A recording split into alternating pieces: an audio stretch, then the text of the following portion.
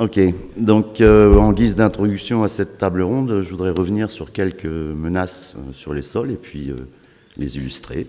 Est-ce qu'on a des solutions? À quel grain on les a? À quelle échelle? Avec quels outils?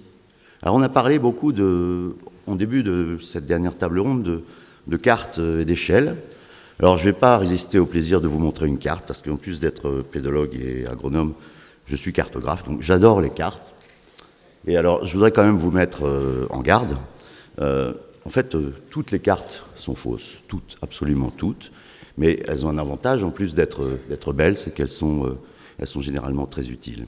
Mais c'est pas celle-là, en fait, que je voulais vous montrer, bien que je l'adore. Je vais vous faire un petit tour sur, vous illustrer quelque chose sur les teneurs en carbone des sols d'Europe. Alors voilà une carte qui vaut ce qu'elle vaut. Alors c'est du 5 millionième. Hein. Tout à l'heure, on a dit que le 250 millième, c'était trop grossier. Vous voyez qu'au 5 millionième, on voit quand même des choses. C'est une carte qui vaut ce qu'elle vaut, mais elle est très jolie, elle est très pédagogique. Alors on voit clairement qu'on a beaucoup de carbone au nord de l'Europe, et puis dans les montagnes, et puis qu'on en a de moins en moins quand on s'approche de la Méditerranée. Donc on a un superbe gradient climatique qui s'explique très bien. Mais bon, selon qu'on est au nord ou au sud, les enjeux et puis les solutions éventuelles, ça ne va pas être les mêmes. Alors au nord, il y a la crainte que les énormes stocks de carbone qui sont contenus dans les tourbes, dans les podzols, dans les permafrosts, etc., se minéralisent sous l'effet du changement climatique, avec un effet un peu boule de neige finalement, parce qu'ils vont libérer du CO2 qui va lui-même accélérer ce changement climatique, qui va lui-même libérer du CO2, etc. Et puis au sud, la menace, elle est complètement différente. C'est plutôt, est-ce que les sols, finalement, ne vont pas finir par atteindre un niveau de matière organique tellement bas qu'il va entraîner une accélération de l'érosion et puis une désertification. Donc au nord, on raisonne en stock de carbone, au sud, on raisonne plutôt en teneur de matière organique en surface. Au nord, on veut éviter d'en perdre, et au sud, on aimerait bien en gagner. Et puis, au nord comme au sud, on est aussi impacté par le changement climatique. Alors donc, qu'est-ce qu'on peut faire? Au nord, on peut par exemple décider de ne pas drainer ni cultiver les tourbes. On peut contrôler leur exploitation, comme combustible par exemple, comme ce qui est fait en Irlande. Mais localement, contre l'effet du changement climatique, on ne peut pas grand-chose au nord. Et puis au sud, qu'est-ce qu'on peut essayer de faire? On peut essayer de revégétaliser les sols, on peut aménager des terrasses, on peut essayer de lutter contre l'érosion, on peut essayer d'implanter des couverts permanents. Mais contre le changement climatique non plus, à part l'irrigation, on ne peut pas faire grand-chose. Alors j'ai pris cet exemple simple pour vous montrer qu'il n'y a pas de solution universelle, qu'il n'y a pas un seul enjeu, mais que la solution, s'il en a une, il faut l'adapter, et ce, à toutes les échelles et en fonction du milieu dans lequel on est. Donc, penser global, mais agir local. Il n'y a pas un seul Graal, il y en a plusieurs en fait. Et puis, penser également à tous les services qu'on attend des sols. Alors bon, cette diapo, je l'ai déjà montrée hier, mais donc ça, c'est l'ensemble des services rendus par les sols, donc production, régulation des événements extrêmes, filtration, épuration des eaux, transformation des déchets, source de matières premières, support pour la construction, patrimoine génétique, régulation des gaz à effet de serre, etc. Mais parmi ces services, lequel je veux privilégier? Vous allez me dire tous, bien sûr, mais non, c'est pas simple. En fait, il y a des fonctions qui sont complètement antagonistes. Il y a donc des conflits d'usage, et c'est de ça qu'il faut discuter, c'est ça qu'il faut régler en fait comme problème. Alors, tout ça pourrait paraître finalement encore assez simple, mais il ne suffit pas de savoir ce qu'on veut, il faut aussi savoir décider en fonction de ce qu'on ne veut pas. Et ce qu'on ne veut pas, finalement, c'est que nos sols se dégradent. Et de quelle menace faut-il que je protège mon sol?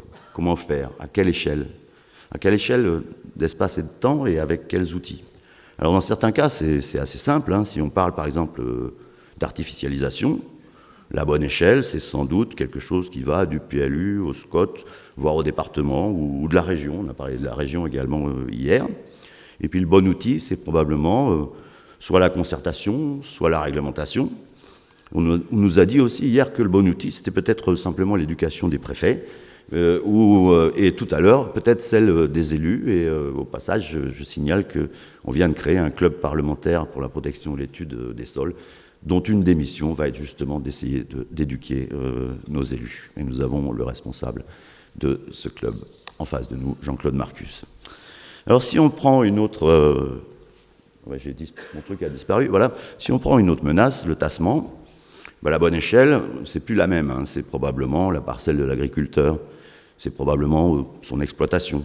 Et les solutions, c'est d'adapter son système de culture, de raisonner ou de limiter ses passages, surtout en conditions défavorables. Ça peut aller même jusqu'au réglage de la pression des pneumatiques. Donc, et le bon outil, là, c'est la formation ou c'est l'éducation sur le tas, quoi. Si je prends une autre menace, l'érosion, et un autre exemple de changement d'échelle, bien sûr, on peut faire des choses à l'échelle de sa parcelle ou de son exploitation, mais la vraie unité fonctionnelle de l'érosion, c'est le petit bassin versant. Et bon, il y a des exemples, en plus en Normandie, qui fonctionnent très bien, où on arrive à gérer collectivement des assolements au sein d'un bassin versant, à installer des barrières à la connectivité des flux, à installer des haies, etc. Et finalement, le bon outil à cette échelle, c'est la concertation et c'est la codécision. Alors, globalement, finalement, on voit bien que selon le problème, l'échelle va changer et l'outil va changer. Mais si on se place à l'échelle complètement macro, si on se place à l'échelle de la France, de l'Europe ou du monde, qu'est-ce qu'on peut faire? Pardon. Ah, je me suis planté. Je ne sais pas le récupérer. Voilà, c'est celui-là. On peut essayer de légiférer, on peut essayer d'informer, on peut essayer d'éduquer, on peut essayer de faire entrer les sols dans des grandes conventions internationales. Alors, j'ai volontairement ici omis de parler de la directive européenne, parce que je sais qu'il y a mon collègue et ami Luca Marmo qui doit venir tout à l'heure et qui en parlera certainement beaucoup mieux que moi. Mais je pense qu'il y a véritablement une prise de conscience mondiale maintenant sur l'importance des sols, avec des décisions importantes qui ont été prises par la FAO, par les Nations Unies. Et alors, est-ce que ça va nous sauver? Je ne sais pas, mais comme je suis optimiste, je veux bien le croire. Merci. Eh bien, on va démarrer avec cette table ronde. Patrick Legouet, André Berne, Jean-Louis Morel et Céline Tanguay, si vous voulez bien vous joindre à Dominique Arouez. Qu'est-ce que peut faire l'Agence de l'eau Seine-Normandie en rapport avec notre sujet? Qu'est-ce que peut faire une agence de l'eau pour la protection des sols? Ou alors plutôt, est-ce que la protection de la ressource en eau peut aider à la protection de la ressource en sol? Oui, alors, le sol pour nous c'est quelque chose qui est très important parce que notre métier c'est de préserver d'une part la ressource en eau, d'autre part les milieux aquatiques. Et le sol, c'est l'espace qui est l'intermédiaire entre l'eau qui nous vient du ciel, puisque l'eau appartient à un cycle, un grand cycle. Hein. Toute l'eau que nous avons sur et sous le sol vient de la pluie.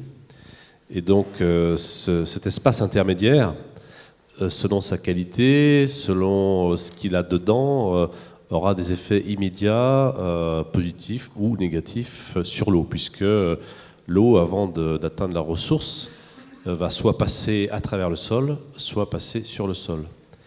Et en passant à travers le sol ou en passant sur le sol, elle va se charger de différents éléments qui peuvent être des éléments qui vont l'altérer. Le sol va aussi pouvoir servir d'éponge, de stockage. On a vu tout à l'heure sur le transparent qu'a proposé Dominique Arouez, on a vu la question des inondations. Eh bien, il est évident, je vous en parlais à l'instant, que de l'eau qui tombe sur des sols gorgés, ça n'aura pas le même effet que de l'eau qui tombe sur des sols qui sont, qui ne sont pas encore à saturation. Alors, ce qui est important pour nous, c'est que cette eau soit de bonne qualité. Et donc, nous, ce que nous essayons de faire, c'est de travailler non seulement sur la ressource, mais aussi de travailler sur les bassins versants. Et donc, sur tout ce qui concerne la gestion de ce sol. On parlait tout à l'heure, on a beaucoup parlé de l'agriculture, puisque l'agriculture est quand même représente 60 à 70% de l'occupation du sol. Donc, selon la manière, selon l'intensité, selon les plantes qui sont cultivées, selon la manière dont est gérée cette agriculture, on aura des effets directs sur le sol et des effets directs sur la ressource en eau. Alors pour répondre très directement à votre question, maintenant j'y viens. Donc l'agence de l'eau s'intéresse beaucoup à ce qui se passe sur le sol et à ce qui pourrait être de nature à améliorer la qualité de l'eau, la quantité de l'eau à travers une gestion, la plus respectueuse, une gestion la moins intensive possible, puisque c'est quand même l'intensification des pratiques agricoles qui pose problème. Voilà, juste un exemple. À l'agence de l'eau, on aime beaucoup l'herbe. puisque l'herbe, c'est extrêmement efficace pour protéger les rivières. Donc on va par exemple aider les MAE, les mesures agro-environnementales qui donc permettent aux agriculteurs de maintenir l'herbe. On aide beaucoup aussi l'agriculture biologique, des choses comme ça. Voilà, je suis un petit peu vague dans ma réponse, mais vous voyez, tout se tient, et donc dans ce grand cycle de l'eau qui est à l'origine des ressources en eau, il y a à un moment donné le sol qui est là, et c'est lui qui va avoir un effet extrêmement important sur cette qualité ou cette quantité d'eau. C'est un barrage d'étiage et une centrale d'épuration, les sols, si je résume grossièrement. Oui, il y a un pouvoir épurateur très important des sols, puisque vous savez que, par exemple, en matière de ressources en eau potable, on recherche surtout des ressources souterraines, qui sont naturellement préservées, beaucoup plus que des ressources superficielles, parce que le sol va jouer un rôle de filtre. Alors, on a parlé hier de l'évaluation des services offerts par la nature, c'est toujours un peu difficile. Est-ce que vous l'avez fait? Est-ce qu'on a une idée de ce que l'on perd en pouvoir épurateur, par exemple, ou en ralentisseur d'inondation, dès lors que l'on transforme un sol? Est-ce qu'on peut évaluer ça? Est-ce que l'agence de l'eau est capable de l'évaluer? Oui, il y a eu beaucoup d'études sur le sujet, sur ce qu'on appelle les services écosystémiques, donc qu'apporte l'environnement, qu'apporte le sol. Je prends juste un exemple, c'est la question des zones humides. Les zones humides disparaissent progressivement. Il y a un véritable sujet autour de ça. Ces zones humides, il faut savoir qu'elles ont deux rôles importants. Un rôle extrêmement important au niveau de la modération des flux hydriques, puisqu'elles jouent un rôle d'éponge. Donc la lutte contre les crues, la prévention des inondations peut être aussi un élément qu'il faut bien réfléchir lorsqu'on va gérer ces zones humides. Elles ont aussi un rôle d'auto-épuration extrêmement important. Il y avait des chiffres dans la littérature, je ne sais pas s'ils sont toujours valables, mais on disait qu'une zone humide, en gros, pouvait épurer de l'ordre de 300 kg de nitrate par hectare et par an, puisque avec les zones d'anoxie qu'on a dans les zones humides, on a la transformation de nitrate NO3 en N2. Donc voilà, ces rôles, ces zones humides au bord des rivières vont faire vont faire un effet de filtre, à la fois sur le plan de nitrate, on aura moins de nitrate dans l'eau, vont faire un effet d'éponge qui permettront de réguler les débits. Et voilà, donc si elles disparaissent, parce qu'il y a une transformation qui est apportée dessus, il y aura tous ces effets positifs, ces aménités, ces services écosystémiques qui vont disparaître. D'où l'importance de les conserver. On a un spécialiste des zones humides dans l'amphi qui se cache, mais qui ne va pas se cacher longtemps, si jamais des questions se posent à ce sujet. Quelle est la situation des sols de votre point de vue en Basse-Normandie? Je vous demande ça parce que j'étais en Haute-Normandie la semaine dernière. On m'a montré une carte sidérante où les principaux arrêtés catastrophes naturelles jusqu'à Rouen sont pris suite à des inondations ou à j'appelle ça des avalanches de terre. Et quand on regarde la carte, c'est tout rouge en Seine-Maritime. Manifestement, la terre s'en va. Est-ce que la situation est semblable en Basse-Normandie ou est-ce qu'il y a des menaces spécifiques? C'est toujours difficile d'avoir c'est des questions, excusez-moi, un peu de journaliste là. Ah oui. Quelle est la qualité de l'eau de manière globale? Quelle est la qualité des sols? C'est très difficile d'avoir un jugement alors, très, est-ce qu'il y a une global. spécificité ici sur votre territoire? On peut dire non, mais il y a quand même une spécificité géologique, c'est que quand même la moitié, ou peut-être même plus de la moitié de notre territoire est plutôt sur du socle, parce qu'en gros la Basse-Normandie est divisée en deux parties, la partie est qui est une partie sédimentaire, et puis la partie ouest qui est une partie sur le socle. Donc déjà les conditions géologiques de base sont très différentes. La situation est quand même meilleure ou moins mauvaise, ça dépend comment on voit les choses, mais il est certain qu'on n'a pas les mêmes problèmes qu'ont les Hauts-Normands, à la fois en termes d'érosion, en termes d'existence de bétoirs. C'est des phénomènes qu'on trouve assez peu en Basse-Normandie. On a encore un paysage agricole qui est beaucoup moins intensifié. Il y a encore pas mal de haies, il y a encore pas mal de zones, je dirais, herbagères, qui sont des zones extrêmement favorables, je le répète. Mais on a des craintes, parce que tout à l'heure vous disiez, les gens font du maïs, mais les éleveurs ne font pas du maïs pour faire de la céréale, ils font du maïs pour avoir de la ressource fourragère.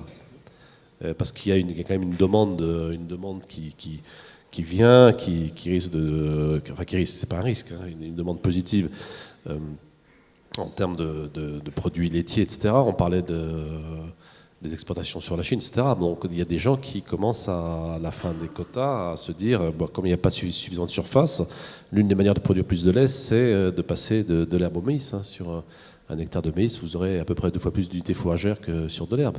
Or là, ça sera positif peut-être pour l'agriculture, pour la production de lait, mais il y a des risques là en termes de sol, des risques importants.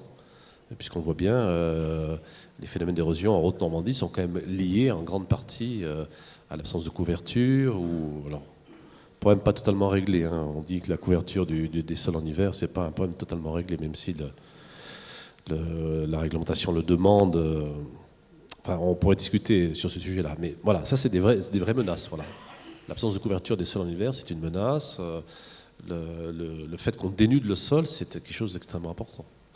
Quelles sont les vraies solutions selon l'Agence de l'eau et vos moyens vous pouvez inciter à quoi faire? C'est des bandes enherbées, c'est maintenir les prairies, oui, les bandes enherbées. Voilà, les bandes enherbées, c'est quelque chose qui est extrêmement important. Ça coûte pas très cher. C'est l'une des mesures les plus radicalement favorables pour l'environnement, pour l'environnement des rivières. Bon, simplement, notre regret, c'est que ces bandes enherbées on a 2 regrets. On l'a d'ailleurs dit lors de la constitution de l'arrêté régional. Le premier, c'est que ces bandes sont trop étroites, trop petites. 5 mètres, c'est pas très important. Il faudrait combien, selon vous? Soltner, dans ses écrits, il y a peut-être des gens qui vont me dire dans la salle, mais parlait de 18 mètres. C'est le chiffre qui sortait. Alors, ça dépend des pentes, ça dépend de facteurs. Mais enfin, en gros, nous, on avait demandé qu'on passe à 10 mètres. Et puis surtout, ce qui est extrêmement choquant de notre point de vue, c'est que ça ne couvre pas l'ensemble des cours d'eau. On a pris une position qui est assez théorique de dire c'est toutes les cartes, c'est toutes les cours d'eau hygiène avec les traits bleus continus et les traits bleus discontinus nommés. Alors voilà, pourquoi est-ce que sur une carte hygiène, vous avez une rivière en trait bleu discontinu, des petits pointillés, ça veut dire que la rivière n'est pas permanente, elle n'est pas nommée, il n'y a pas de nom. Pourquoi est-ce que du coup elle n'est pas dans la liste là? C'est pas une rivière parce qu'elle n'a pas de nom? Donc tout ça n'est pas très logique, si vous voulez. Si on voulait véritablement préserver ces ressources et ces milieux, parce qu'il n'y a pas que la ressource en eau en tant que qualité d'eau, il y a aussi le milieu aquatique, c'est un milieu vivant extrêmement important. Il serait quand même nécessaire que la couverture et la protection par les bandes enherbées soient sur l'ensemble des cours d'eau. Alors ça pose évidemment des problèmes que je vois bien de perte de surface productive, mais néanmoins, à un moment donné, il faut faire un choix à caractère politique. Est-ce qu'on parle des sols Alors là-dessus, ce que je veux dire, c'est que donc l'Agence de l'eau, elle a des moyens financiers pour aider justement l'agriculture à aller dans ce sens indiqué. Il faut savoir quand même que sur notre budget, on a voté un budget de 400 millions d'euros pour toute la Seine-Normandie, pas toute la Basse-Normandie. Si c'était pour la Basse-Normandie, ce serait merveilleux, mais pour toute la Seine-Normandie sur 6 ans. Donc voilà, il y a des sommes extrêmement importantes pour ces bandes enherbées, pour les MAE systèmes. On parlait récemment, actuellement, la région est en train en tant qu'autorité de gestion, de monter le programme régional européen. Voilà, donc on va définir des mesures environnementales. Dedans, il y a des mesures qui sont très positives que nous aiderons financièrement, notamment toutes les mesures qui sont relatives au maintien des systèmes herbagés. Oui, sauf que il y a plein de dérogations possibles et qu'on voit toujours des prairies, des haies, des prairies retournées, des haies, des souchets. Comment c'est possible? En théorie, on ne peut pas, et pourtant on le fait. Il y a toujours une dérogation possible à trouver quelque part. Il faudrait en parler à ceux qui établissent la réglementation. C'est vrai qu'on a... D'abord, cette réglementation ne s'applique que dans les zones vulnérables, donc tout le territoire n'est pas couvert, même si, comme vous le disiez, là, il y a des projets d'extension de ces zones. Et puis, en même temps, il y a une forte demande économique qui fait qu'effectivement, quand on va sur le terrain, on voit des haies qui se retournent, on voit des prairies qui se retournent. Le taux malgré l'engagement que la France avait pris de ne plus retourner de prairies, de garder son stock de prairies, ce stock a chuté. Et notamment, il a chuté de manière assez forte dans nos territoires. Bon, c'est aussi parce qu'on avait un taux de prairies très important. Donc, quand il est très important, forcément, ça a un effet plus fort. Mais on a, par exemple, dans des départements comme la Manche, on a eu, dans les dernières années, on a eu des chutes de l'ordre de 10%, ce qui est tout à fait considérable en surface de prairie, oui. Il y a le même phénomène dans la vallée de la Creuse. J'ai vu ça cet été vers Argenton-sur-Creuse. C'est le 2e linéaire de bocage de France. Et manifestement, on est en train de faire du maïs Toujours pour les mêmes raisons. Dernière question.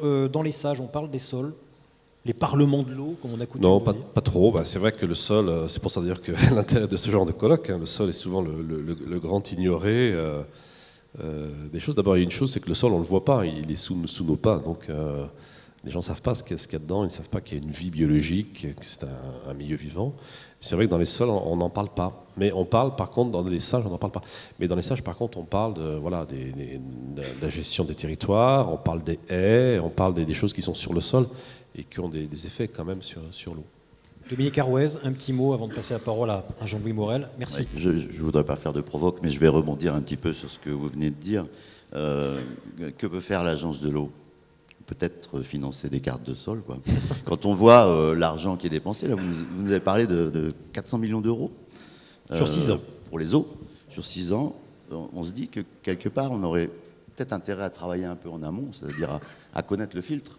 En fait, il y a une image que j'aime bien, c'est si vous ne gérez pas correctement vos sols, finalement, et les flux d'eau qui passent au travers, vous mettez un peu dans la situation d'une ménagère qui achèterait des filtres à café plein de trous pour faire des économies, et puis qui ensuite serait obligée d'acheter une ultra-centrifugeuse pour séparer le marc du reste, quoi.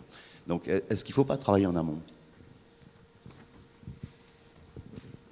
Oui, c'est un vrai sujet que vous posez. C'est effectivement, au départ, les agences ont été créées pour réparer.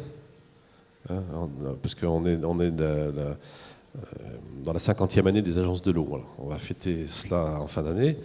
Au départ, ce qui a été fait, et on est toujours un peu là-dedans, c'est construire des stations d'épuration. Mais effectivement, on pourrait se dire, au lieu de construire des stations d'épuration performantes, il faudrait peut-être déjà, au départ, essayer de moins rejeter. Alors on y vient progressivement, sur les économies d'eau, etc. Mais il y a toujours une difficulté, et puis même des principes économiques d'aider les vertueux ou d'aider les non vertueux, si je peux dire. C'est toujours plus facile, et c'est toujours plus justifié, et c'est mieux admis par la société d'aller, c'est mieux compris, d'aller dans la réparation plutôt que d'aller dans la prévention. C'est un peu comme dans le domaine de la santé. On dépense toutes les comparaisons ne sont pas forcément mais on dépense énormément d'argent pour soigner les gens, et puis la prévention, c'est un peu plus difficile. Actuellement, il y a des campagnes sur le tabac. Je ne vais pas faire des comparaisons qui seraient malheureuses, mais vous voyez, c'est un vrai sujet, quoi. Et nous, on est un peu pareil. Il y a des gens qui ont des actions vertueuses, on dit c'est bien, et donc on dit c'est bien, mais forcément on ne les aide pas forcément. Et alors, actuellement, notamment dans le travail qu'on fait sur les MAE, là, avec le conseil régional et la DRAF, on essaie justement de dire, mais ce qui est important aussi, c'est la conservation de l'existence. C'est-à-dire qu'on ne va pas seulement aider les gens à s'améliorer, mais on va aussi aider les gens à conserver déjà quelque chose de bien, parce que on sait que spontanément, ça risque de disparaître. D'où notamment les mesures agri-environnementales système, pour conserver la polyculture élevage plutôt à base d'élevage, pour conserver les prairies naturelles. Il y a encore des gens qui ont des exploitations avec 100% de prairies. Donc cela, c'était très important de les conserver, parce que sinon, spontanément, je dirais, la tendance économique ferait qu'il en serait différemment. Donc on y vient quand même progressivement. Mais on peut aussi, et ma porte vous est ouverte, s'il y a des besoins cartographiques, vous verrez ça. Pour faire de... Merci. Voilà, c'est fait. Échange de bronzés. S'il y a des besoins cartographiques ou des besoins d'études, on aide pas mal les gens qui font des études, l'université, l'INRA. Il y a votre voisin, à mon avis, qui va vous prendre votre carte. Bon, alors d'accord, donnez-moi votre carte alors. Merci. Jean-Louis Morel. Conserver les sols. Pour conserver les sols, une des méthodes, ça a été évoqué hier, c'est de réutiliser les sols d'aujourd'hui qui sont en friche. Vous vous occupez de ça. Le GISFI, qu'est-ce que c'est ? Bonjour. Donc, moi, je viens de Lorraine, une région qui est un peu différente de la Basse-Normandie. D'ailleurs, nous sommes un certain nombre à avoir fait le déplacement, et Sophie connaît bien cette région. D'ailleurs, à un certain moment de sa carrière, elle a eu à s'intéresser aux friches industrielles. On voit le mot-clé, la Lorraine, c'est un peu ça. Un passé industriel que tout le monde connaît, une déprise de la grosse industrie charbonnage, sidérurgie, textile depuis les années 70. Et donc un territoire qui est très marqué par ce passé industriel et finalement des friches qui sont plutôt mal vécues, quelquefois qui ont fait l'objet de reconversions remarquables, mais aussi beaucoup de friches délaissées, des territoires de plusieurs milliers, voire dizaines de milliers d'hectares qui sont en attente. Une friche, c'est un territoire en attente. Et donc le GISFI, alors GISFI, ne pas confondre avec un acronyme semblable d'ailleurs, dont les couleurs sont un peu proches aussi, mais qui est plus commercial. Nous, au GISFI, GIS, ça veut dire Groupement d'intérêt scientifique. Donc notre première vocation, c'est d'acquérir des connaissances, et FI, bien entendu, friche industrielle. Donc c'est d'essayer de mieux comprendre ces territoires, comment ils fonctionnent, en s'intéressant au support primordial des écosystèmes terrestres, le sol. Donc nous, on cherche effectivement à comprendre ce qu'est un sol très anthropisé, un sol industriel, un sol urbain, comment il fonctionne, quelles sont ses fonctions, quels sont les services qu'un tel sol est capable de rendre. Et puis notre deuxième vocation, c'est de développer des procédés de traitement des sites et sols pollués, puisque quand c'est vraiment très sale, eh bien, il faut nettoyer, et pour permettre le recyclage du foncier. Donc la question que vous posiez, effectivement, nous nous intéressons beaucoup au recyclage de ces territoires que nous considérons comme une ressource, voire une opportunité, ou encore même une aubaine pour les collectivités, aujourd'hui les communautés urbaines, mais peut-être demain les régions, comme ça a été discuté hier. Et voilà, donc en Lorraine, la Lorraine est souvent présentée de façon assez triste. Je peux vous dire qu'on a une vision tout autre quand on est à l'intérieur. On considère que ces territoires sont délaissés, constituent un enjeu très fort pour demain. Et pour revenir à la Basse-Normandie, je crois qu'il y a eu un projet sur le port, il me semble, la presqu'île de Caen, où j'ai lu que 300 hectares étaient mis à disposition. C'est considérable et ça permet effectivement d'envisager des projets d'envergure qui permettent, comme c'est mentionné, d'imaginer la ville de demain, non seulement l'imaginer, peut-être aussi la construire. Alors vous êtes de Lorraine, je suis ch'ti. La déprise industrielle, je vois très bien ce que c'est. Il m'est arrivé de travailler en botanique sur les terrils reconquis, sur les sites de Métal Europe. Un ami, Jean-François Narbonne, écotoxicologue, me disait « Mais de toute façon, tu n'as pas à t'inquiéter, la dépollution, c'est faite par l'estomac des ouvriers via leur jardin imposé par le patron qui était juste sous le vent des cheminées d'usine. » Parce que les légumes aiment beaucoup certains métaux lourds. Je ferme la parenthèse, c'était juste une boutade. Mais manifestement, même un sol gavé de métaux lourds peut accueillir une population végétale. C'est par ces végétaux que la dépollution se fait naturellement. Et in fine, est-ce qu'on peut en arriver à cultiver ?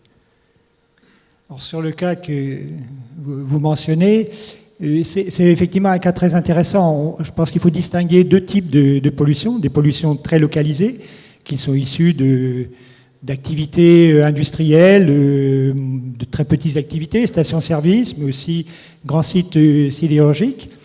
Donc ces pollutions, on arrive plus ou moins à les traiter, mais on a quand même des outils. Ce que vous évoquez, les pollutions induites par les usines métallurgiques du Nord-Pas-de-Calais, et c'est pas si loin d'ici, ont contaminé une région entière, des régions entières.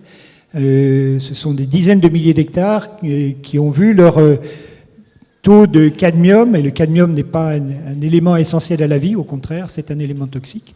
Le taux de cadmium a augmenté, bien entendu, beaucoup plus fortement près des foyers. Vous avez des images qui défilent, si vous voulez les utiliser, les faire défiler. Donc, alors le GISFI, simplement pour l'illustrer, donc ça c'est un site du nord de la Lorraine avant les années 80, la Coquerie et puis la Syrie, et puis donc le site aujourd'hui, avec d'ailleurs la station expérimentale du GISFI sur laquelle on conduit des expériences en vraie grandeur, des expériences les plus proches du terrain. Alors, ceci complète les images de Dominique hier.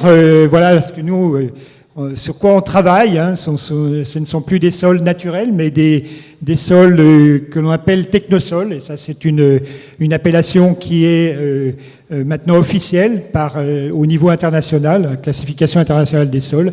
Bon, les technosols sont des matériaux qui contiennent des sols qui contiennent des matériaux technologiques.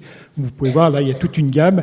Ce ne sont pas des racines, quand vous voyez les petits bouts, ce sont des fers à béton.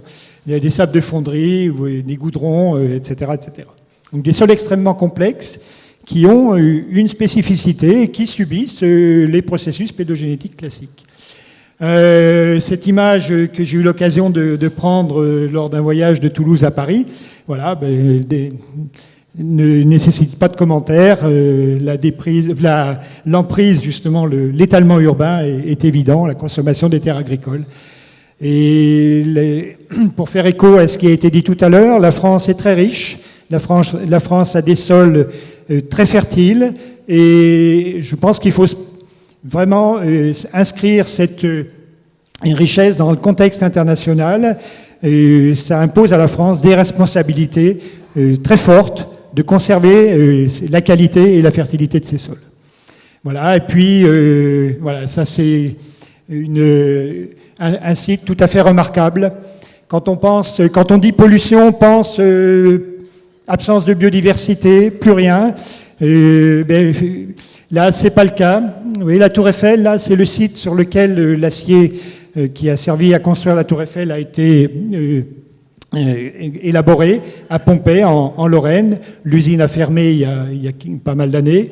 Et sur un bassin de décantation qui contient des teneurs ici en métaux, le zinc et le plomb, qui sont incompatibles avec la vie, eh bien, ce bassin a accueilli une forêt alluviale tout à fait analogue aux forêts alluviales de la région, avec d'ailleurs une biodiversité, comme on vient de le démontrer avec des collègues, qui est supérieure à celle des sols naturels. Voilà. Donc un exemple qui ne fait pas forcément généralité, mais qui montre qu'on est dans des contextes et des situations qui sont très, très contrastées avec ces sols, et que la vie est tout à fait possible. Et puis donc cette dernière image, l'or vert, vous y trouvez bien sûr le début de Lorraine, mais aussi il y a une autre idée, c'est comment faire en gros du neuf, du bien avec de l'ancien, comment valoriser les délaissés. Les délaissés, bien, ce sont ces surfaces dégradées, ce sont aussi des matières organiques compostées, des bouts de stations d'épuration, des terres traitées par des modes thermiques, physico-chimiques, biologiques, et comment on peut faire un assemblage intelligent et un assemblage qui est fondé sur notre connaissance des sols, sur la connaissance des propriétés fondamentales des sols, et finalement obtenir un profil qui offre les mêmes fonctions, ou presque, qu'un sol naturel, et un profil qui va nous permettre d'obtenir un certain nombre de services écosystémiques, comme c'est ici la production de biomasse, mais aussi tous les autres services qu'on peut envisager vis-à-vis de la qualité de l'eau, vis-à-vis de la biodiversité. Donc il n'y a pas de sol perdu. Il n'y a pas de sol perdu. Nous, on se situe plutôt dans le milieu urbain et industriel, et le sol, d'une certaine manière, dans cet environnement, on ne le subit plus, on ne devrait plus le subir. Le sol devrait être désiré. Et désiré en ce sens que si l'on est capable de dénoncer les services que l'on attend d'un sol, derrière, les pédologues, les ingénieurs sont capables de construire des sols qui permettent le développement de ces services. C'est en ça que le sol en ville, le futur en tout cas, parce qu'aujourd'hui le sol en ville, il est malmené, hein, il est mélangé, il est corvéable à merci, mais le sol du futur, c'est un sol qui va être conçu à partir des attentes du citoyen, et donc bien entendu des attentes de l'élu, puisque c'est l'élu in fine qui décide. Ça suggère ce que vous dites, qu'on est capable de fournir n'importe quel sol pour n'importe quel usage, ce qui suppose que l'on connaît parfaitement les sols. Alors, c'est l'ambition. C'est l'ambition. Aujourd'hui, on est capable de répondre à un certain nombre d'attentes en termes de services écosystémiques. Je vous ai présenté le projet L'Or Vert, notamment production de biomasse à usage industriel. Et on construit les sols sur la base de nos connaissances en sciences du sol, nos connaissances fondamentales.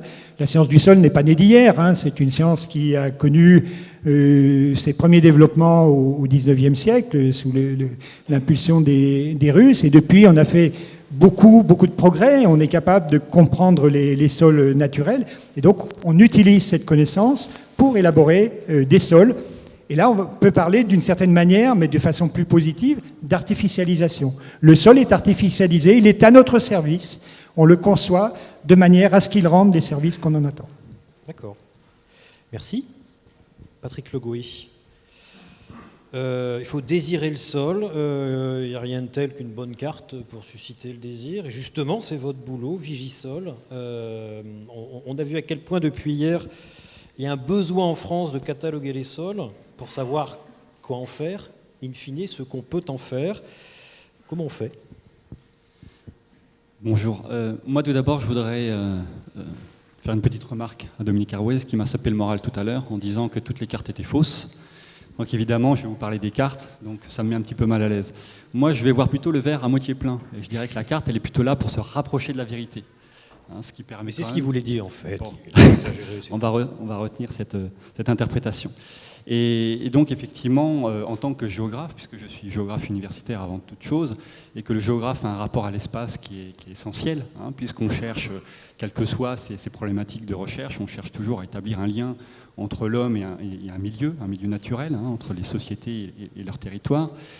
Et donc, effectivement, la possibilité de comprendre ce lien passe, pour le géographe, beaucoup par la cartographie. Alors, la cartographie des sols, ça se mérite. C'est-à-dire que on disait, on voit bien quels sont les enjeux, quelles sont les fonctions du sol, les enjeux autour du sol, mais pour préciser un petit peu tout ça, et puis notamment pour essayer d'apporter des préconisations, des recommandations, essayer d'atténuer un petit peu les menaces qui peuvent peser sur les sols, eh bien, on est obligé à un moment donné de chausser ses bottes, hein, d'aller sur le terrain. Et connaître les sols, ça ne se fait pas tout seul. Il faut subir les intempéries, il faut subir des fois des charges de bovins, des fois le mécontentement d'agriculteurs. Vous êtes fait charger par des bovins alors ? Oui, ça arrive, oui. Ah, oui, oui, les taurillons, oui, ça arrive. Bon, enfin, on essaie de faire attention un petit peu quand même. Mais voilà, donc il y a le mauvais temps, il y a le fait qu'on est souvent seul, comme le disait une dame précédemment, on est souvent sale, hein, en fin de journée, parce que la terre, quand on y va, qu'il fait mauvais temps, eh bien, on se salit. Bon, tout ça fait que quand on multiplie ce type de journée sur le terrain, on est souvent fatigué le soir, et puis on se dit, est-ce que tout ça finalement va aboutir à quelque chose ? Alors, en Basse-Normandie, on s'est mobilisé depuis plusieurs années sur la connaissance des sols et sur leur spatialisation. On a lancé dans un premier temps avec l'université de Caen, puis ensuite dans le cadre d'IGCS, dont Blandine parlait tout à l'heure, hein, le programme de cartographie des sols de 250 millième, et puis plus récemment avec Vigisol, hein, l'association en partenariat avec la SAFER de Basse-Normandie. On a lancé donc depuis quelques années un programme de sondage pédologique d'observation de façon à essayer d'envisager des cartographies les plus réelles, enfin les plus vraies possibles. Alors, si on fait un petit point et si on peut projeter l'image à l'écran, on va voir qu'aujourd'hui, la Basse-Normandie a été bien sondée, hein, à différentes échelles. Donc, vous voyez en rouge, c'est les sondages et les fosses pédologiques qui ont été réalisés pour le 250 millième, donc programme de cartographie régionale. Et puis, dans le cadre, dans un premier temps avec l'université et puis avec Vigisol, eh bien, on s'est engagé sur un programme de cartographie beaucoup plus fine, au 50 millième, avec, vous voyez les points noirs ici, la densité qui est beaucoup plus importante de sondage, qui fait qu'aujourd'hui, on arrive en Basse-Normandie à une base de données qui est à peu près de 20 000 observations, que l'on portera d'ici à 2018 à plus de 30 000 observations. Surtout le Calvados quand même, hein. Surtout Calvados, la Manche est en cours, ouais. Et l'Orne est programmée pour 2016-2018 pour l'échelle la plus fine. Pourquoi le Calvados plus que les autres jusqu'à présent ? Parce que c'est on va dire pour des raisons très pragmatiques, de déplacement, parce que c'est vrai que parce que c'est plus près. C'est aussi plus près. et puis parce que peut-être il y avait une demande un petit peu plus forte en termes d'enjeux sur ce département. Alors évidemment, lorsqu'on arrive à diagnostiquer un sol sur un profil, on a donc une vision stationnelle de ce qu'est un sol, mais la question qui va se poser... Une vision stationnelle, c'est-à-dire C'est-à-dire à l'endroit précis où on fait le sondage. Hein, donc on va être capable d'être très bon sur la description du profil de sol. Par contre, quand on va se poser la question de sa cartographie, sa spatialisation, c'est-à-dire d'essayer de comprendre les sols dans l'espace, eh bien là se pose un certain nombre de questions sur la pertinence de la spatialisation. Et on a toujours envie, quelle que soit l'échelle, d'avoir toujours plus de sondages. Parce que ce que rappelait Dominique hier, c'est que les sols présentent une forte variabilité dans l'espace par rapport à leurs caractéristiques.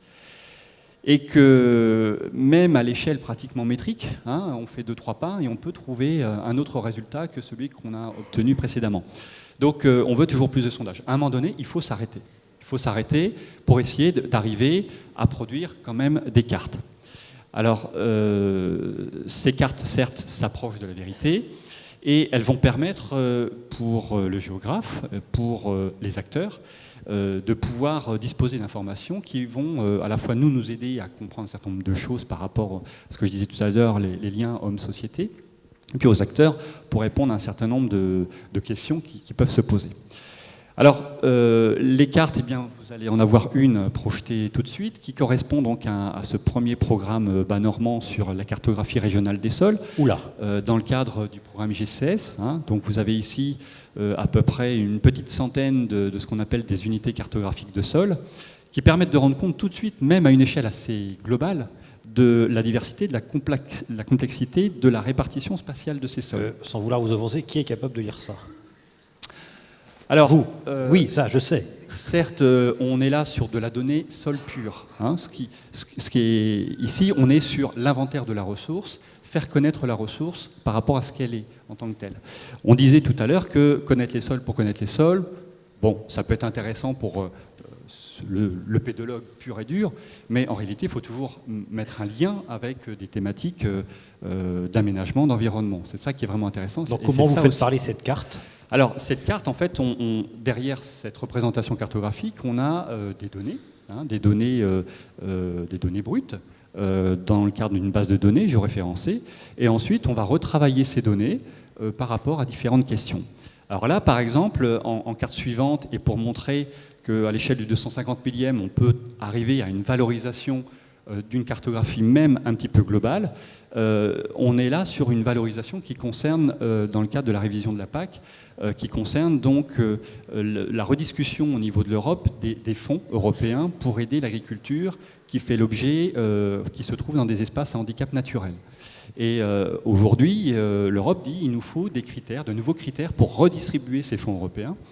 Et parmi ces critères, il y a des critères sols qu'il faut prendre en compte. Donc ces critères sols, on peut les apporter dès lors qu'on a effectivement effectué tout ce travail préalable de terrain. Et en cartographiant un certain nombre de critères qui feront l'objet d'une éligibilité pour percevoir ces fonds européens, eh bien, on peut aider l'économie agricole, l'agriculture, qui actuellement percevait déjà ces aides européennes, qui peut-être demain ne les percevra plus, mais en tous les cas, dès lors qu'on peut apporter de l'information sur les sols, eh bien, ça peut permettre effectivement le maintien de ces aides financières aux agriculteurs, notamment aux agriculteurs bas-normands. Ceux qui font l'objet donc de cette indemnité compensatoire handicap naturel en Basse-Normandie, c'est pour l'agriculteur un revenu, enfin une source de revenus de l'ordre de 3 000 € par an, par exploitation. Hein, donc c'est quand même important. Et donc là, tout l'enjeu qui rentre dans le cadre de ce programme IGCS avec le ministère de l'Agriculture, avec la DRAF de Basse-Normandie, avec l'INRA, bien sûr, eh bien, c'est de faire remonter le maximum d'informations concernant ces critères pour permettre le maintien des territoires actuellement faisant l'objet de ces aides, de pouvoir les maintenir, voire peut-être même de les étendre. Hein, donc c'est un petit peu l'idée. Donc ici, on a une application directe, hein, derrière cette belle carte avec tout un tas de couleurs, eh bien, on voit, premier exemple, la façon dont on peut valoriser, apporter de l'utilité à la donnée sol. Pratique. Ça, c'est un premier exemple.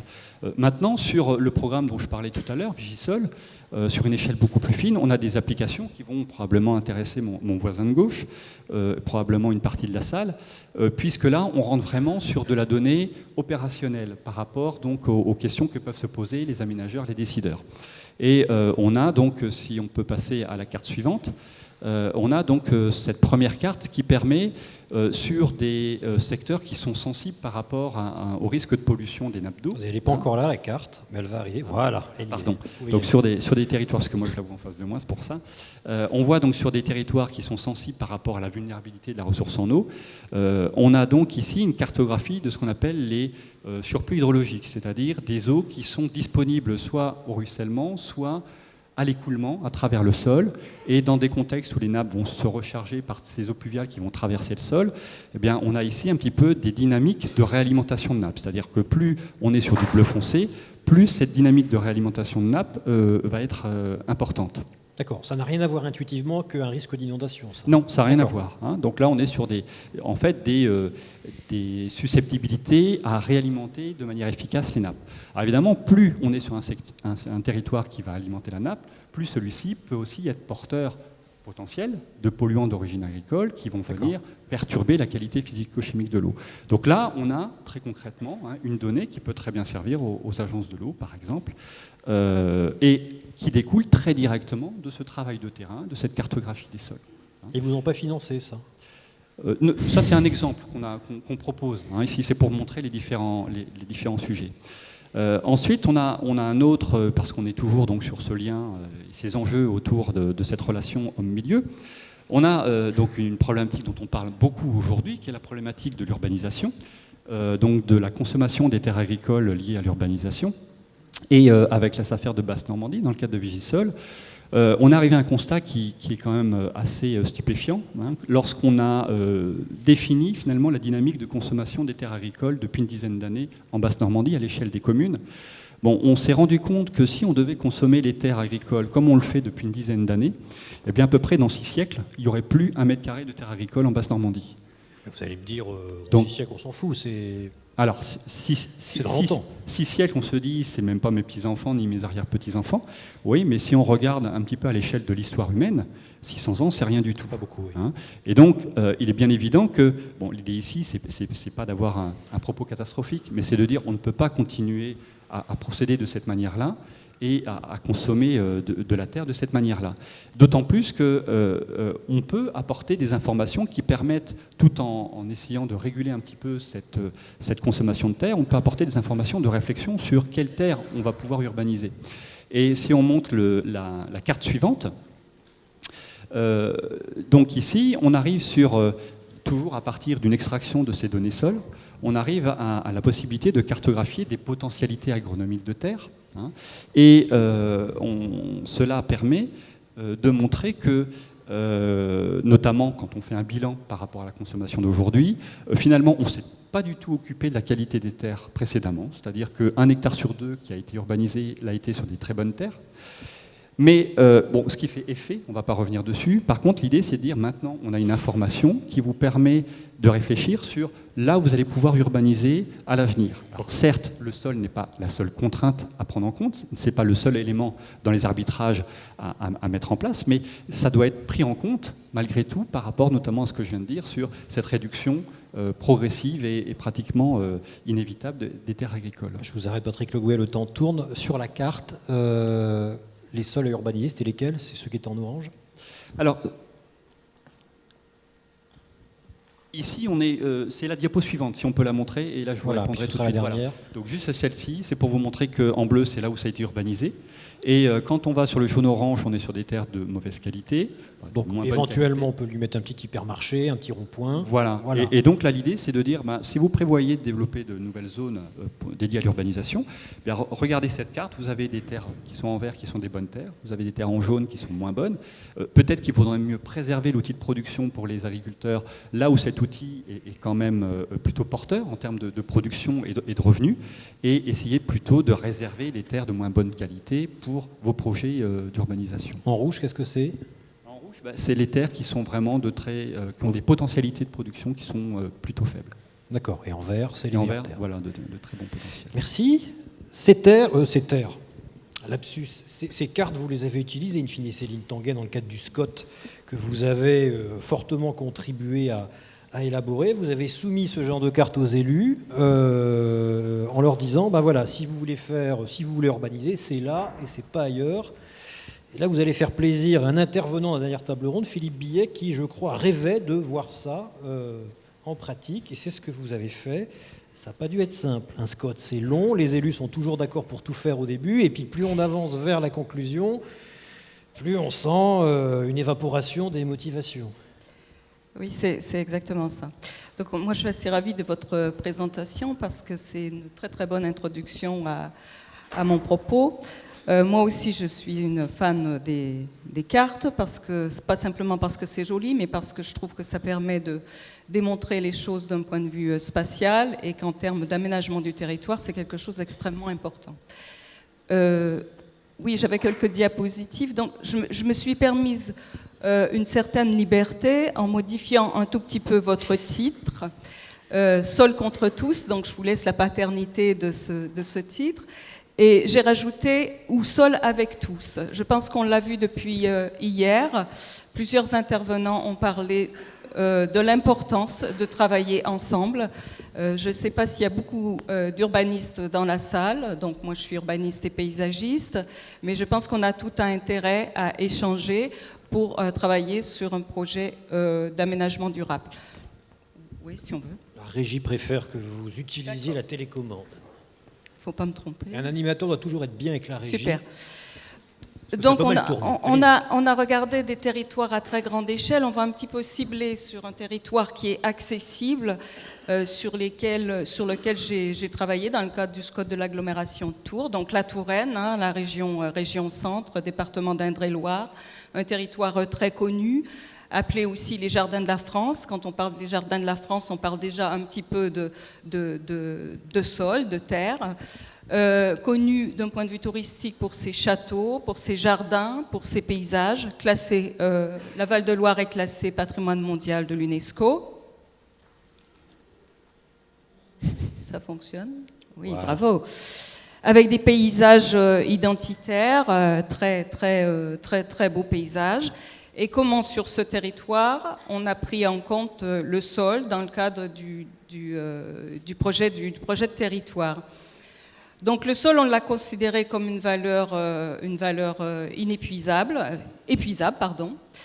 tout comme l'eau. Et on a travaillé le projet de territoire avec cette donnée. Pour savoir comment on veut construire l'avenir, il faut savoir un petit peu d'où on vient. Donc voilà le territoire de l'agglomération Tourangelle. C'est 800 km², 200 km² urbanisables et 20% de ces kilomètres² artificialisés, donc déjà urbanisés, sont un territoire inondable, donc avec très peu de possibilités de renouvellement urbain. Ce qu'il faut savoir aussi, c'est que sur ce territoire, au cours des 30 dernières années, on a multiplié l'empreinte urbaine par 2. Donc on avait 2 fois moins de kilomètres² artificialisés, on avait 100 km², pour accueillir 25% de la population. Donc sans faire de calcul savant, je vous laisse penser la consommation d'espace qu'on a eue sur ce territoire, comme à peu près tous les territoires en France, hein, ce n'est pas une exception. Donc comment on a considéré le sol? On l'a considéré comme un support, bien sûr, comme un support de biodiversité. 37% de ce territoire est couvert par les éléments de la trame verte et bleue, avec à peu près, je dirais, 25% comme noyau de biodiversité, donc comme territoire particulièrement précieux. Et le reste du territoire qui vient d'apparaître en jaune, ce sont les territoires qui ont été identifiés comme ayant des enjeux agricoles forts. Donc là, je reviens un petit peu sur la présentation et l'importance des cartes qui ont été présentées par mon collègue à gauche. Donc, comment on a identifié ces secteurs agricoles à enjeux forts? Donc, c'est une étude précise qui a été faite, un diagnostic agricole sur l'ensemble du territoire. Et les secteurs agricoles en jeu, ce sont des secteurs qui répondent à plusieurs critères. D'abord, la valeur agronomique des sols, la topographie, la notion de terroir, dont la qualité de certains secteurs classés en AOC, et aussi des terrains qui étaient plus ou moins mités. On a regardé donc le mitage du territoire. Donc avec l'ensemble de ces indicateurs-là, on a identifié les secteurs qui représentaient un enjeu agricole moyen ou fort. Et quand on regarde la carte, on voit que 80% du territoire rural est considéré soit comme territoire riche, support de biodiversité, ou soit comme support important pour l'agriculture.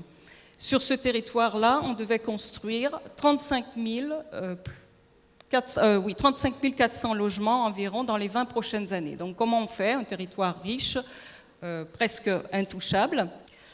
Donc on a hiérarchisé l'urbanisation en quatre grands secteurs. D'abord, construire dans le cœur métropolitain, 75% des logements à construire dans le cœur métropolitain.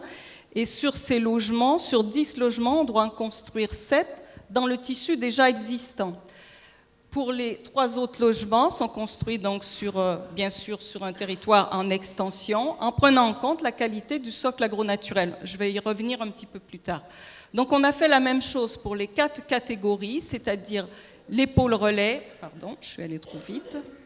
Donc l'agglomération, les pôles relais. C'est quoi un pôle relais?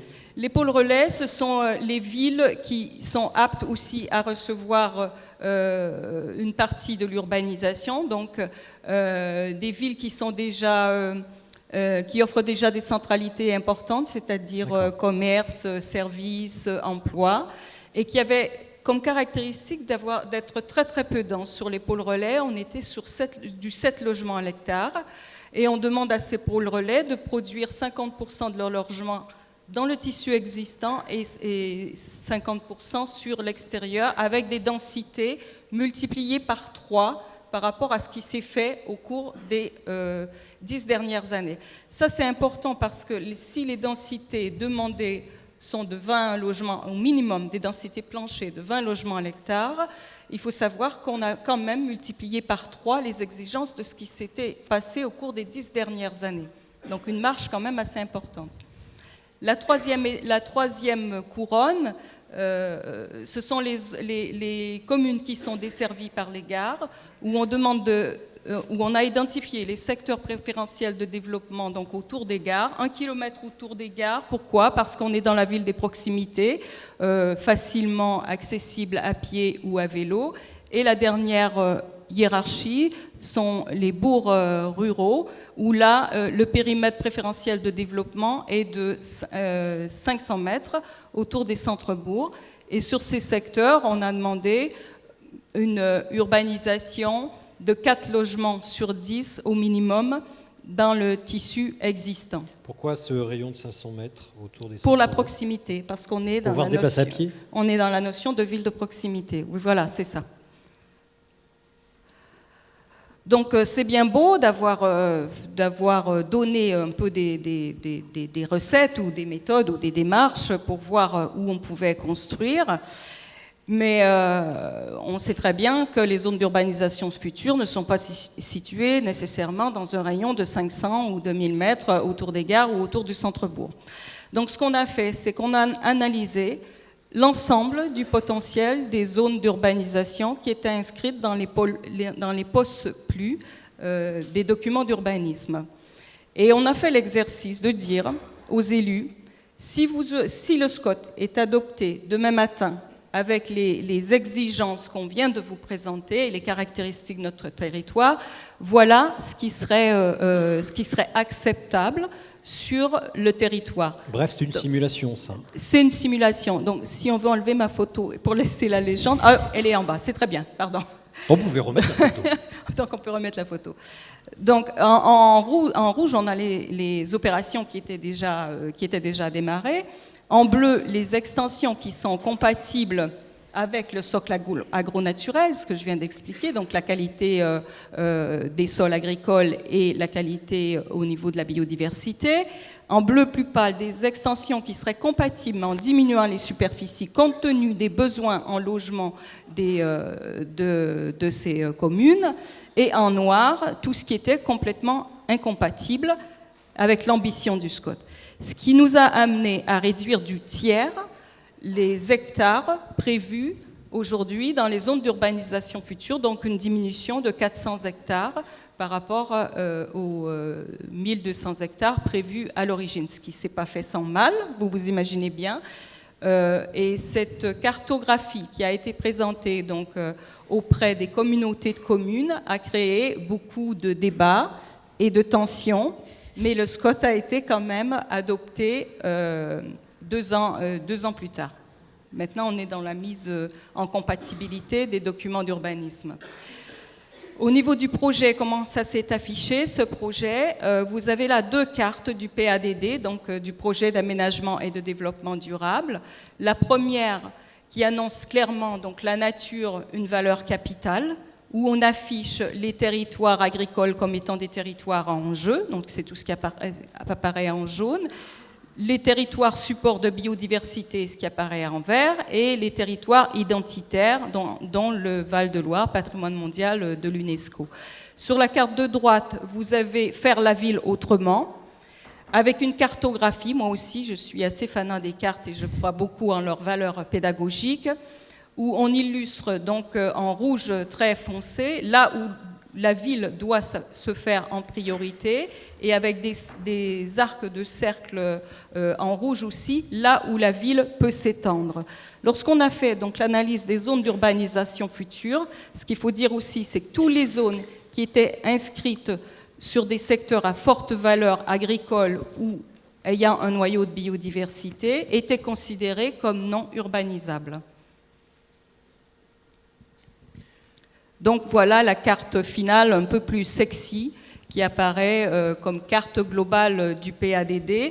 Ce qui est intéressant dans cette carte, c'est pour ça que j'ai tenu à vous la mettre aussi, c'est qu'on voit apparaître donc les territoires agricoles, les territoires liés à la structure de la biodiversité, mais aussi le 3e pilier, ce qu'on appelle le 3e pilier du SCOT, c'est le déplacement lié au transport collectif. Moyennant quoi, les élus, globalement, ont accepté ce que vous leur aviez proposé. Ça paraît étonnant. Globalement, oui. Les élus, souvent, reviennent sur ce qu'ils ont dit. Là, qu'est-ce qui s'est passé culturellement ou psychologiquement? Vous les avez mis devant une représentation de leurs décisions possibles. Et ça les aurait valorisés? En fait, c'est un peu plus compliqué que ça. J'imagine bien, j'espère. C'est que, en fait, pendant la période du diagnostic, vous l'avez dit tout à l'heure, les élus sont souvent d'accord avec à peu près tout ce qu'on leur présente. Quand on a fait l'analyse de dire oui, mais vous dites que la nature est une valeur capitale, parce que cette thématique est apparue très tôt en disant on est un territoire riche, intéressant d'un point de vue paysage, d'un point de vue agricole, on tient à l'agriculture, on tient à la biodiversité, on tient à la nature, on tient à tout ça. Tout ça c'est bien joli, voilà les conséquences. Voilà les conséquences, voilà. Et c'est vrai qu'avant de prendre cette décision d'aller auprès des intercommunalités pour discuter de ces cartes, tous les élus n'étaient pas d'accord. Il y a eu beaucoup de SCOT en France, surtout au niveau des premières générations de SCOT avant le Grenelle de l'environnement, qui ont été validés, arrêtés, sans porter trop de conséquences très tangibles au niveau du territoire. Maintenant, c'est vrai qu'on est obligé de faire un peu plus. Sachant que le taux de participation des élus au niveau des documents de planification à cette échelle-là, donc c'est aussi compliqué d'attirer les élus dans ce genre de réflexion, surtout que nous, la réflexion du SCOT a duré 7 ans, donc les élus changent, avec les élections, il y a des changements.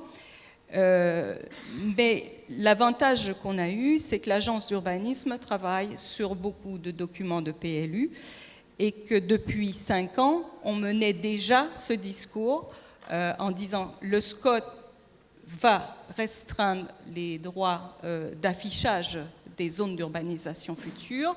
Commençons tout de suite à regarder sur le territoire ce que ça peut impliquer. Donc le SCOT a été adopté, j'ai envie de dire, en connaissance de cause. La difficulté aujourd'hui, puisque le SCOT a été adopté donc en septembre 2013, c'est de mettre en conformité donc l'ensemble des documents d'urbanisme. On a 3 ans pour le faire. Et j'ai envie de dire que la douleur, elle est encore un peu présente et que la pédagogie, elle est obligatoire plus que moins, quoi. Merci Céline Tanguay pour cette expérience assez réjouissante, étonnante, comme quoi une bonne carte, hein, ça peut emporter des décisions ou faciliter les choses. Je m'excuse déjà auprès de Jean-Claude Marcus. Nous allons mordre un tantinet sur la présentation de l'exposition Un sol pour tous, pour vous laisser de la place afin de poser des questions. Mon cher Rodolphe, pourriez-vous allumer la salle afin que nous voyions nos amis? Voilà, il y a déjà une question au fond. Voilà, relevez le bras, monsieur, le micro arrive. Bonjour. Bonjour, Loïc Madeline, agriculteur. Moi, je voulais revenir un peu sur les fonctions de l'agriculteur, en fait, la fonction de conservation et la fonction de mise en valeur du sol. Et bien dans cet ordre-là, parce que sans conservation, il n'y a pas de mise en valeur. Et je voulais vous interroger sur la capacité de nos sols, en fait, à produire plus, à augmenter les productions ou à honorer des marchés. Qu'est-ce qu'on peut penser de ça? Qui peut réguler tout ça? Messieurs. Oui, c'est pour Dominique, ça. Une réponse courte, Dominique. Je ne suis pas sûr d'avoir compris la question. La capacité des sols à produire plus? Oui. Est-ce que c'est vraiment ça que vous voulez? Est-ce que c'est vraiment l'objectif que nos sols produisent plus à l'échelle du territoire français? Moi, j'en suis pas certain. Je pense qu'il vaut mieux produire mieux. La réponse vous satisfait, monsieur Madeline. Très bien. Une autre question? Mademoiselle, madame. Ah non, pardon. Alors, il y a monsieur qui est là. Ah non, il y a monsieur qui est là. Je suis perdu. Bonjour. Ah, Jean-Claude Bonjour. Marcus. Jean-Claude Marcus, Association française pour l'étude du sol. J'ai trouvé tous ces exposés très intéressants parce que mon rêve serait qu'on en vienne un jour à la pédologie préventive, plus ou moins sur le modèle de l'archéologie préventive. Et pour ce qui a été présenté justement de cartes à petite échelle de qualité de sol et puis du projet de tour, est-ce qu'on n'a pas là quelque chose comme l'embryon d'une pédologie préventive? Ça y ressemble en tout cas, c'est ce à quoi je pensais, madame Tanguay. En tout cas, c'est le seul exemple que je connaisse en France. Ah ben on est heureux. Il me semble. C'est vrai que les cartes d'échantillons des sols qui nous ont servi comme indicateur sont à l'échelle du 1/50 millième, ce qui est déjà une échelle plus réduite que ce que vous avez présenté. Et on les utilise au niveau des documents des PLU, sachant que la carte, elle, de l'occupation du sol et du support au niveau de la biodiversité sont des cartes au 10 millième. Donc c'est vrai qu'on a des données relativement précises qui nous permettent d'être assez cohérents dans les propositions. Ça a dû vous coûter une fortune d'établir ces cartes, non? Pas du tout. Pas du tout. Pas du tout. En fait, la carte de l'occupation du sol a été faite avec l'agence, avec des stagiaires de l'agence qu'on remercie d'ailleurs. Ça leur a beaucoup plu parce qu'ils se sont beaucoup promenés sur le territoire et donc ils ont utilisé les photos aériennes et puis le terrain. Et la carte sur la valeur agronomique des sols, avec les échanges de cartes que nous, on a fournis à la Chambre d'agriculture, nous a été fournie par la Chambre d'agriculture qui avait fait déjà des relevés avec l'INRA. D'accord. Dominique. Juste un petit mot, oui, Dominique. Juste une petite remarque, ça ne vous a pas coûté cher à vous, mais la carte des sols au 1/50 millième du département de l'Indre et Loire, elle a mis 30 ans à être réalisée par 3 ou 4 pédologues, donc ça fait 90 années de salaire. Oui, je voudrais réagir par rapport à ce que vous venez de dire. Vous avez raison, mais ce que je veux dire par là, c'est qu'en fait, on a tout intérêt à échanger nos données. Quand on a fait la carte de l'occupation du sol, moi j'ai été très surprise à l'agence d'urbanisme parce que bon, c'était à une époque où on ne considérait pas tellement le territoire rural. Et moi je me suis intéressée tout de suite quand je suis arrivée à l'agence. Et quand on a fait la carte de l'occupation du sol, même la Chambre d'agriculture n'avait pas la carte de l'occupation du sol à cette époque. Et c'était avant les images spot qui nous permettent d'aller assez vite sur le sujet. Et tout de suite, nous, on a distribué à l'université, à la Chambre d'agriculture et à tout le monde nos données. Par contre, je ne peux pas dire qu'au départ, la Chambre d'agriculture était aussi ouverte pour nous fournir ces données. Donc, je lance un appel à tout le monde de dire que si on partage nos connaissances et nos données, on sera plus fort dans les propositions de l'aménagement du territoire.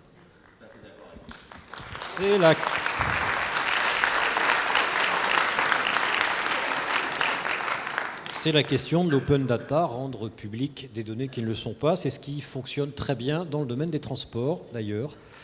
La réunion de données diverses qui permettent à des moteurs de recherche, des calculeurs d'itinéraires sur téléphone portable de donner une info pertinente et en temps réel. C'est du partage d'infos publiques et d'infos privées, tout ça mélangé. Mais c'est pas si simple à mettre en œuvre. Oui, il y a un monsieur qui attend là depuis tout à l'heure, là, tout en bas. Alors j'avais laissé 2 micros dans la salle, il n'y en a plus qu'un. Qu'est-ce qui se passe ? Bonjour. Bonjour. Donc, Pierre Plassard, Observatoire français des sols vivants. J'avais une question qui s'adressait... Mettez bien le micro sur le menton. Oui, une question qui s'adressait plus particulièrement à Monsieur Le Gouet. Vous nous avez montré tout à l'heure donc, des belles cartes qui reportaient différents niveaux de qualité de sol agricole. Et donc je voulais faire un petit peu le lien avec la table ronde précédente, au cours de laquelle Elisabeth Véram nous a parlé des difficultés qu'il y avait pour les agriculteurs à trouver des outils pour évaluer la qualité agronomique de leur sol. Et donc moi, ce que je voulais savoir, c'était de quelle façon vous avez pu définir la qualité agricole de ces sols, parce qu'en plus, on a un petit peu le sentiment que cette qualité agricole des sols, elle va dépendre énormément du type de culture qu'on va vouloir mettre en place. Patrick Le Gouet. Oui, alors votre question est tout à fait intéressante et pour y répondre, il me faudrait peut-être encore une bonne demi-heure pour expliciter, mais on pourra peut-être en discuter un peu après. Allez, je vous donne 2 minutes. Peut-être rapidement, juste pour vous répondre. L'idée, c'est qu'on est parti sur des critères topographiques, pédologiques, climatiques, qui permettent que l'on puisse retrouver en tout point d'un territoire de l'échelle d'un département et qui puissent répondre notamment à ce que peut attendre une agriculture conventionnelle. Donc on est là sur un modèle bien précis. Et aujourd'hui, avec la SAFER de Basse-Normandie, on est en train de travailler sur une évolution justement de ce modèle pour essayer de répondre aux différents systèmes de production agricole que l'on peut rencontrer sur notre territoire.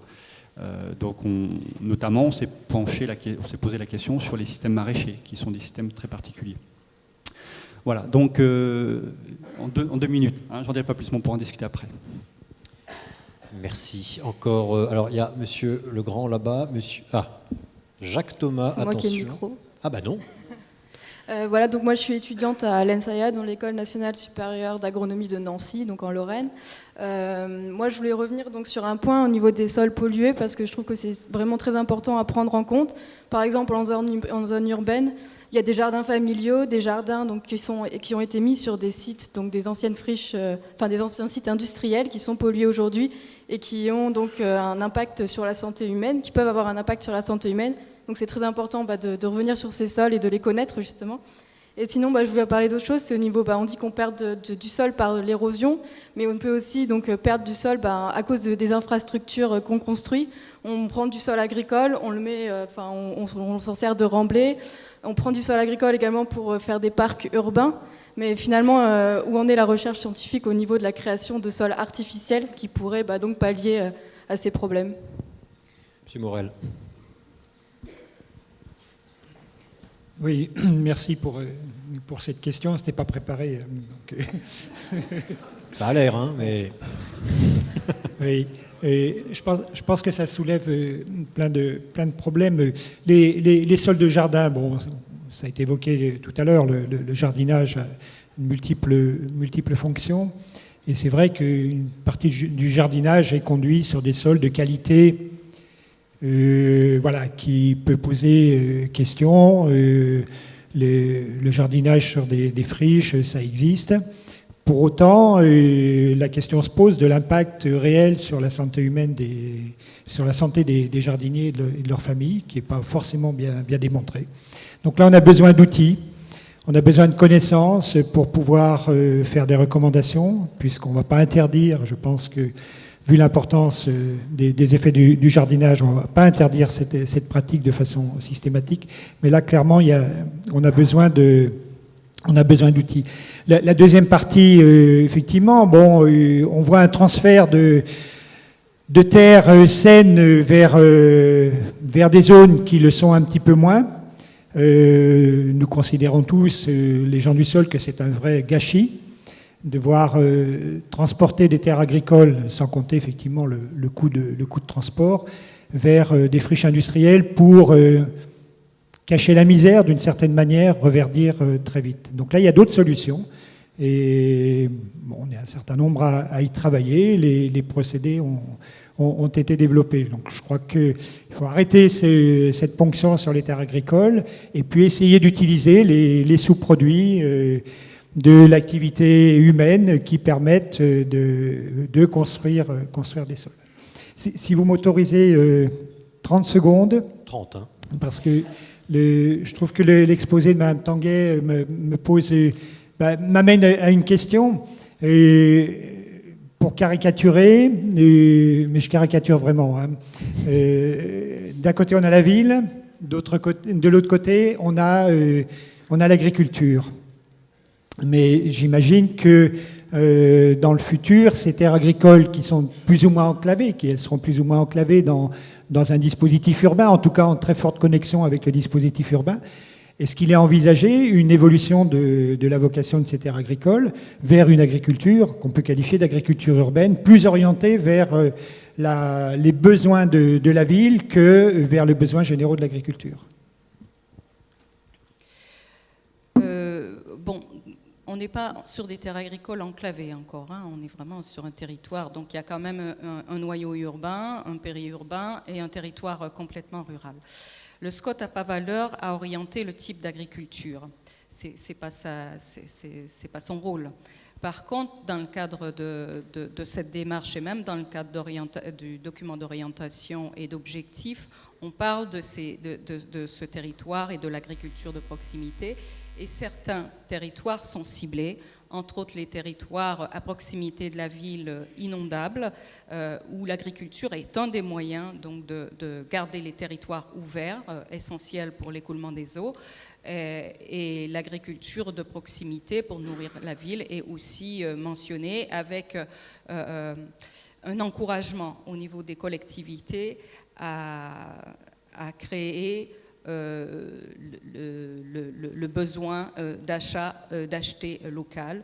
Et dans le cadre, par exemple, du plan climat, il y a des actions où il y a des agriculteurs bio ou raisonnés qui sont installés avec un territoire qui leur est fourni par des aides de l'agglo. Question de Jacques Thomas. Le voilà, mon spécialiste des zones humides. Jacques. Donc j'ai préparé une question, parce que je savais bien que vous l'attendiez, sur les zones humides. Oui. On pourrait qualifier les zones humides comme étant les manifestations paroxysmiques de la présence de l'eau dans le sol. Et pour être raccord avec la journée d'aujourd'hui, les qualifier de sol hydromorphe. Dans la majorité des cas, l'eau dans les zones humides est en transit. Il y a quelques cas de zones humides où cette eau n'est pas en transit dans le sol, c'est très particulier. Donc transit dans le bassin versant, et la présence de la zone humide montre bien ce transit au sein du bassin versant, mais quand il n'y a pas de zone humide, il y a aussi des transits dans les bassins versants. Donc travaillant beaucoup dans le sud-ouest de la France, on s'est interrogé sur les zones humides, mais aussi sur le transit des eaux dans les bassins versants, et on a été très sensible aux perturbations de ces transits, les fossés, les infrastructures linéaires de transport ou autres, qui interceptent ces écoulements, au détriment des ressources profondes, au détriment des réserves utiles pour l'agriculture. Donc on commence un petit peu dans le sud-ouest à se pencher sur la question. Je voulais vous poser la question, est-ce que vous, en Normandie, même s'il pleut jamais, bien entendu, vous avez aussi ce genre de préoccupation à l'Agence de l'eau, peut-être Monsieur Le Gouet? Merci Jacques. Il y aura une question de Michel Legrand là-haut après, donc le micro grimpe la colline, et ensuite une autre question là à gauche, Monsieur Berne. Oui, les zones humides, c'est un sujet de préoccupation important pour La raison simple que j'ai indiquée tout à l'heure, c'est qu'elles rendent des services extrêmement importants à la ressource en eau, puis pas qu'à la ressource en eau, c'est aussi des supports de biodiversité, etc. Alors, bon, ces zones humides, elles ont beaucoup régressé dans le passé. Il y avait eu longtemps des politiques de drainage des zones humides. Bon, maintenant, c'est un peu terminé. Mais néanmoins, elles continuent à régresser de manière un peu moins rapide, mais elles continuent à régresser. Alors, on a un bon stock de zones humides en Basse-Normandie, puisqu'on estime que c'est à peu près 100 000 hectares, donc c'est une surface considérable. Elles sont surtout autour des cours d'eau et elles jouent un rôle extrêmement important de préservation de ces cours d'eau. Oui. L'accélération de l'eau sur les fossés, on emmène les eaux le plus rapidement possible chez le voisin et vers l'océan. Oui. On le voit très bien quand on a des zones humides, elles vont s'assécher, mais quand il n'y a pas de zone humide, il y a quand même ce transit qui se fait artificiel. Voilà, oui, enfin, oui, c'est pas une question, c'est une affirmation, mais je la partage. Effectivement, les eaux vont de plus en plus vite dans les cours d'eau, ce qui pose d'ailleurs des tas de problèmes en termes hydrologiques. C'était bien la question, oui. La question, c'est est-ce qu'il se fait quelque chose sur les bassins versants en Normandie pour ralentir? D'accord. Donc est-ce qu'il y a une vision globale de la circulation de l'eau, in fine? Est-ce qu'il y a une vision globale de la circulation de l'eau in fine? C'est un sujet qui est extrêmement complexe. Donc, je réponds à la question là, est-ce qu'il se fait quelque chose pour ralentir? La réponse est oui, nous essayons de faire quelque chose. Mais c'est comme dans toute chose, on a toujours une vision qui est statique des choses. C'est comme sur la pollution. Il ne faut pas croire que parce qu'on a fait un ouvrage, une station d'épuration, ça s'arrête. C'est toujours un peu un dialogue, une dialectique, certains pourraient même dire un combat entre une progression spontanée liée à la croissance de la population, au développement de l'économie, et puis ensuite des mesures pour, je dirais, freiner tout cela. Alors évidemment, par exemple, le développement des villes, c'est quelque chose qui va accroître de manière assez considérable l'accélération des eaux.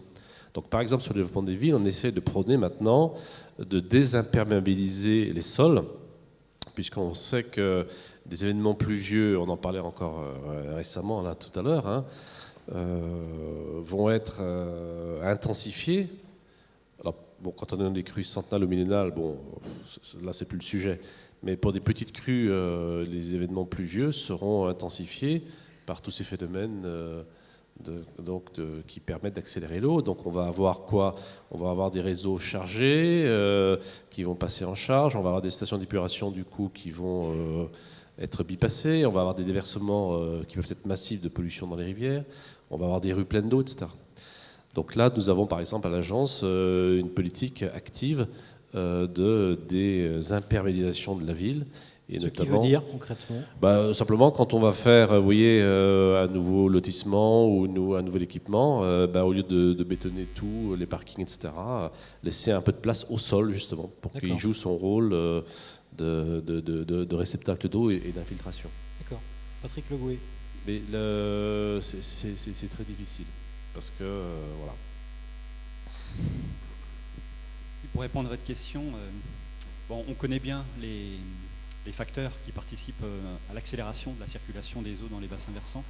On connaît peut-être un petit peu moins, et je pense que le terrain, m'a apporté une nouvelle vision sur le sujet, sur les facteurs qui vont plutôt ralentir les écoulements dans un bassin versant, qu'on ne soupçonnerait pas forcément d'un premier abord, mais que l'on peut observer très régulièrement dès lors qu'on fait du terrain et qu'on fait notamment nos fameux sondages pédologiques.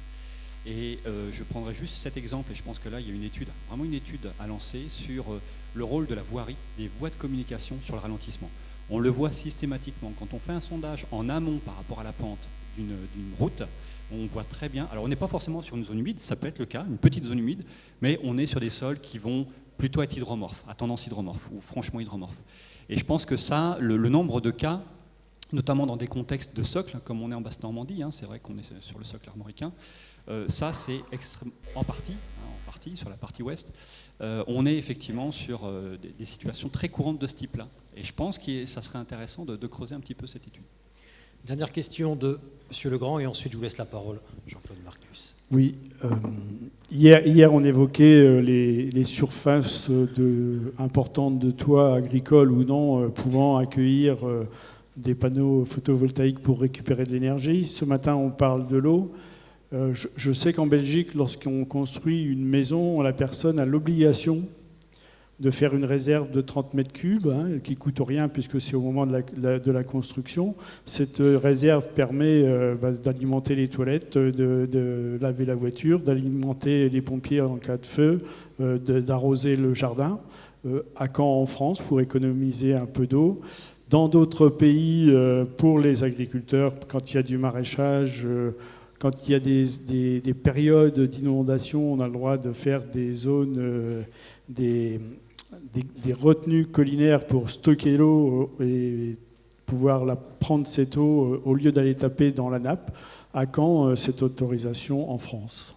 André Berne, en quelques mots, ça, c'est une question qui revient souvent. Oui, le stockage des eaux chez le particulier, il faut être très prudent, attention, parce que l'eau se salit extrêmement vite, s'auto-pollue, si je peux dire. Je sais que les ARS ne sont pas très chauds pour ces sujets-là. Les ARS, agences régionales de santé. Donc, il y a souvent, dans nos sociétés, il y a souvent des fausses bonnes idées. Alors, je ne suis pas certain que ce soit une vraie bonne idée. Il faut faire attention. Sur il ne faut pas oublier que l'eau est un cycle. Il n'y a pas d'épuisement de l'eau. Simplement, c'est une question de répartition. C'est où on la met. Et est-ce qu'on la met dans des endroits où elle se préserver ou est-ce qu'on la met dans des endroits où elle va se polluer? Mais de toute façon, c'est un cycle. Il y a pas, elle ne disparaît pas. La quantité d'eau sur Terre est constante depuis des centaines de millions d'années et restera la même. Simplement, elle peut être moins disponible dans certains endroits. Il y a des endroits qui peuvent s'assécher, d'autres qui voilà. Elle peut leurs inondations être plutôt dans les villes ou plutôt dans les champs. Enfin, le sujet, c'est ça. Les retenues collinaires. Les retenues collinaires. Le sujet se pose pas en Basse-Normandie. Oui, ça je me doute bien. Joker.